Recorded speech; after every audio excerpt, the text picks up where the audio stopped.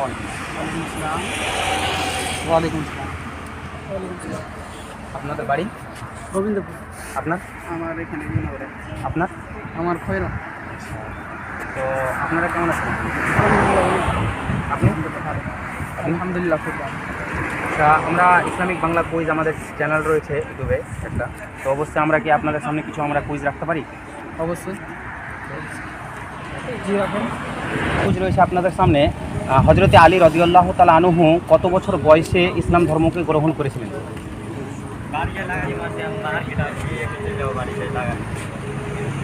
আচ্ছা, আপনি? 40 কনফার্ম নাই, বাট এটা 40 বছর। আচ্ছা, আপনি কিছু রাখবেন? 10 বছর। তো আপনার 40 বলেছেন, আপনি 10। তো কোনটা বলতে পারেন আপনারাই? 40 10 আপনি? 40 আপনি? 10। 10টাই। তো অবশ্যই 10 রয়েছে। 10 আমরা কি দ্বিতীয় প্রশ্ন আপনাদের সামনে রাখতে পারি? অবশ্যই। দ্বিতীয় প্রশ্ন রয়েছে, আপনাদের ধর্মর নাম কি? ইসলাম। আপনি? ইসলাম। আপনার ক্ষেত্রে? ইসলাম ভাই। অবশ্যই এটা একদম বেসিক প্রশ্ন হয়েছিল, সবাই জানে অবশ্যই। তো অবশ্যই সঠিক উত্তর পেয়েছি।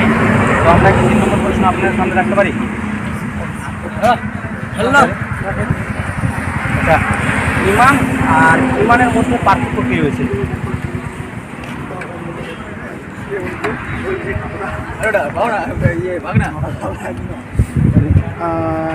ইমান। হ্যাঁ। ইমান একটা ইয়কিন বলে যেটাকে, ঠিক আছে। আর ইমাম মসজিদে যেটা ইমাম থাকে ওটা, আর আরও যে 4টা ইমাম আছে ইমাম বলে। আর ইমান একটা ইয়কিন যেটাকে বলে আর কি। কিসের উপরে এখন রাখতে হবে আপনি বলেন? কিসের উপরে? যতদূর সম্ভব না যে আমরা আল্লাহকে ভরসা করি, শুধু আল্লাহ না আরও কিছু? আল্লাহ, ফারিস্তা, কোরআন পাক, নবী, আরও যতগুলো বানিয়ে রেখেছে সব। আরও ক্লিয়ারভাবে একটু বললে ভালো হবে।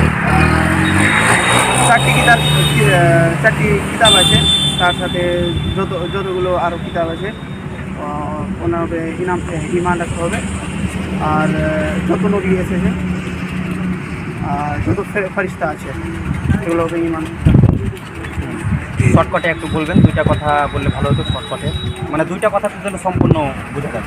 আল্লাহ আর নবী যেই কথা বলেছে কোরআন পাকে আর হাদিস পাকে, ওগুলাকে যদি ওগুলোর উপরে যদি ইমান আছে তো এটাকে ইমান বলে। একটা ইয়কিন আছে যে।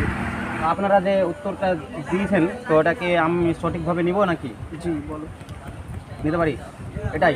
জি। তো অবশ্যই একদম সঠিকভাবে বুঝিয়ে দিয়েছে।